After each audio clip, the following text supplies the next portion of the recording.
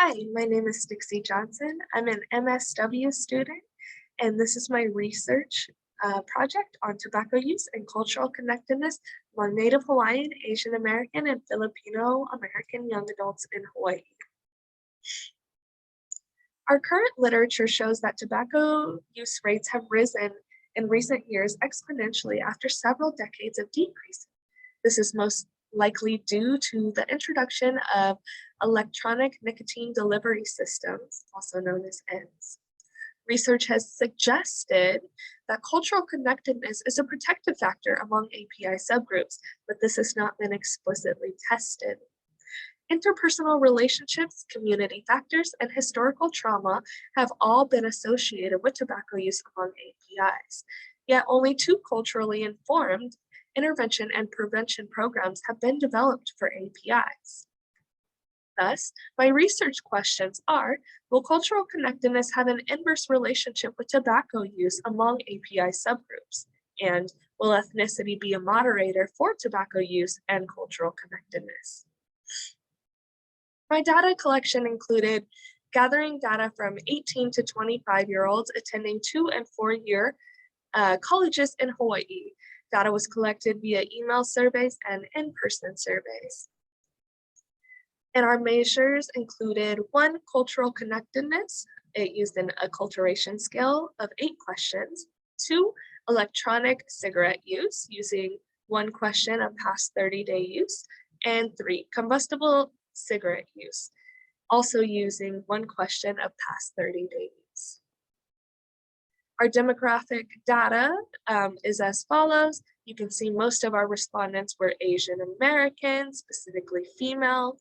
Our lowest group of respondents were Filipino males at 216 participants. Our income levels, as you can see, Native Hawaiian and Pacific Islanders had the largest percent who had a household income of below $40,000 a year, and Asian Americans had the highest percentage, reporting an income of $160,000 a year. Our results determined that there was no significant relationship between cultural connectedness and e-cigarette use or combustible cigarette use for Native Hawaiian and Pacific Islanders. For Filipino Americans, cultural connectedness was inversely associated with e-cigarette use and combustible cigarette use marginally, which means the more closely connected they were to their culture, the less likely they were to use e-cigarettes and combustible cigarettes. For Asian Americans, cultural connectedness was inversely associated with e-cigarette use, but there was no significant relationship between cultural connectedness and combustible cigarette use. Ethnicity was tested as a moderator in relation to tobacco use and cultural connectedness, but no significant relationship was determined. So among Asian American and Filipinos, the results aligned with past research further supporting the notion of cultural connectedness as a protective factor for tobacco use.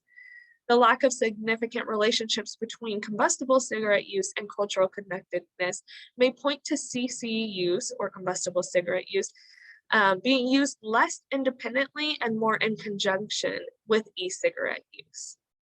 Among Native Hawaiians, the lack of relationship between cultural connectedness and tobacco use does not align with past research. Because relationships were found among Asian Americans and Filipino participants, this points to there being an issue with the measurement tool used. Acculturation scales are commonly used in research, but such scales may not be culturally accurate or appropriate measurements for Indigenous groups due to the focus on assimilating to the host culture. So the difference between acculturation and enculturation. The measurement scale used asked participants to choose between items from their country, of their culture versus the United States. But because Native Hawaiians are an Indigenous group, the question on the scale may not have been applicable, or it could have caused confusion because their home country is where they currently live, but it has also been taken over by the broader United States. Many Indigenous researchers have pushed for enculturation scales to be used due to the scales measuring how Indigenous people reconnect with their culture rather than how they assimilate to the host culture.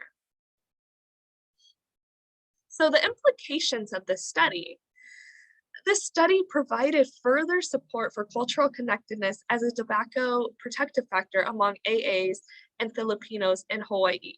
So future tobacco intervention plans should include somewhat of a focus on cultural connectedness.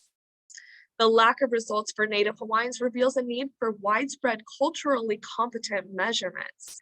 Current studies using acculturation scales for Indigenous people may not have produced accurate results, which may negatively impact social programs aimed at their populations. It's imperative that we use culturally appropriate scales. And so in the future, for Native Hawaiians and other Indigenous groups, scales such as the enculturation scale may be more appropriate. The results of the study also point to a need to disaggregate API subgroups.